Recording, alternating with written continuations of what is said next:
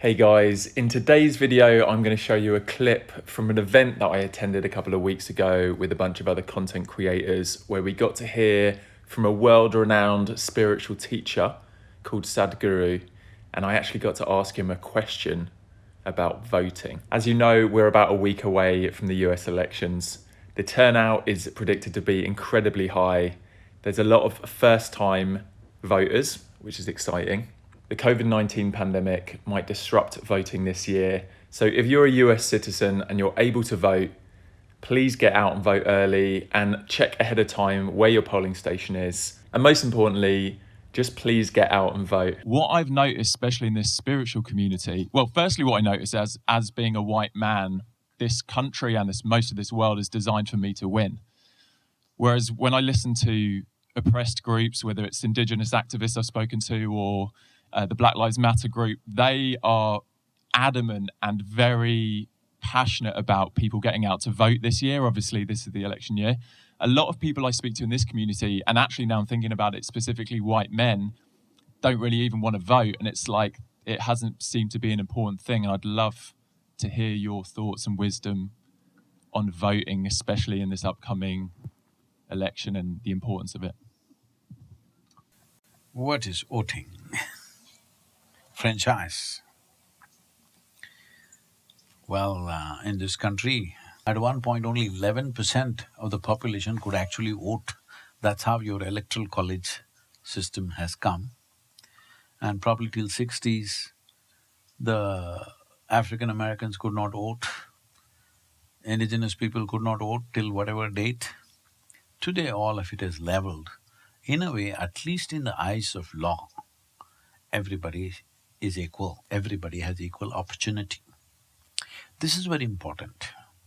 Socially still it may not be all equal, because that takes a long time. In every society there are inequalities of various kinds. This is not unique to America, this is everywhere. People who have strength will try to put somebody down, always. This has been unfortunate history of humanity. But the important thing is, by law, you make everybody equal to start with. I think this country has come to that place where by law everybody is equal. In enforcement, in social prejudice, there are still many things to be fixed.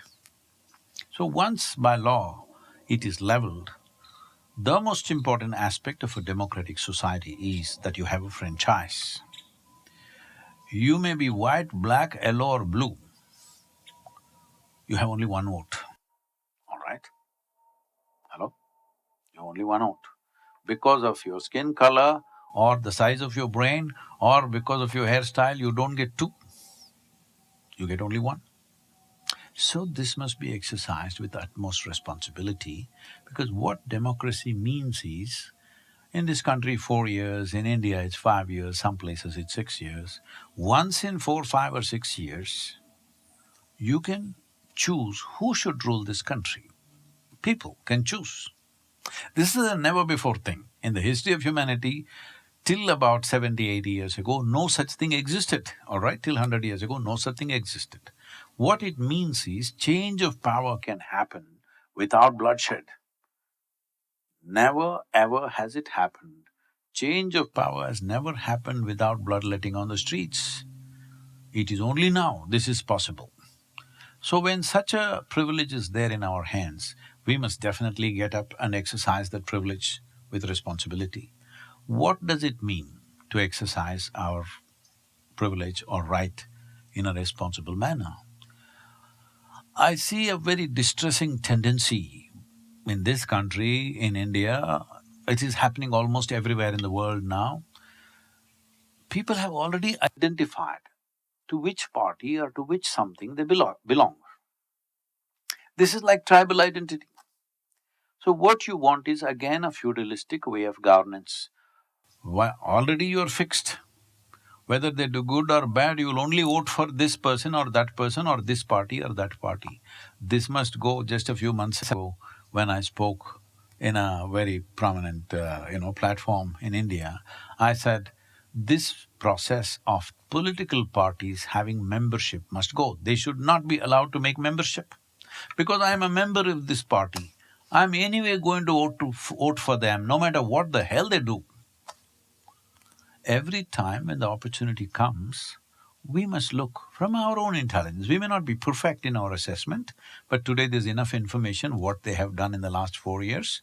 So you must look from your intelligence, from your choices, and you must choose individually. That's why it's a secret ballot, you know. But already you have declared, I'm this party or that party. What is the point of giving you a secret ballot? The idea of a secret ballot is nobody should know who you voted for, so that tomorrow they don't become vengeful that you voted for the opposite party. But now everybody is declaring before the election who they're going to vote for. What kind of democracy is that? This is tribal nonsense. This is feudalistic way of living. So democracy means you don't have to say a word, you read up whatever is there, what have they done in the last 4 years, is this a good thing for this country, is this a bad thing from this country, you decide. This is your right, this is your privilege. You don't have to consult anybody, you decide. You may be right, you may be wrong, but that's democracy. Every time you pick a leader every 4 years, would you always pick the best leader? No. But it's your mistake, it's okay. It's all right. That is democratic process, it's not a perfect process, but it is the best thing we have found of all the other systems. Yes? Yes or no? It is the best thing we have found. Otherwise, if you had a monarchy, somebody's son, somebody's son, somebody's son will rule you forever. You have no choice. They go on producing generation after generation of idiots, you have to bear with them. Now at least every 4 years you can change. So if you want to keep this privilege, it's very important that I may not like this person, but if people elect him, we should bow down to the will of the people. That much humility we must have, that much sense of giving and taking we must have in the society. Right now, everywhere this is building up, that if I don't like somebody who's elected, from first day, at least wait for him to make some mistakes, no? Hello? If somebody that you don't like gets elected next time, what, in another 25 days you have election, is it? If somebody that you don't like gets elected, at least wait for some time till he makes some mistakes. No, from first day you say, no, we don't like it. That means you don't like democracy. What do you want? Feudal system? Then you'll go back to bloodletting. Just know this. The moment you do not respect the will of the people, whatever that is, good or bad, then you will go back to the old ways. Old ways is when we want to change power, we will have to kill a few hundred or few thousand people. Otherwise, power will not change, isn't it? From hand to hand, power is not going to change simply like that.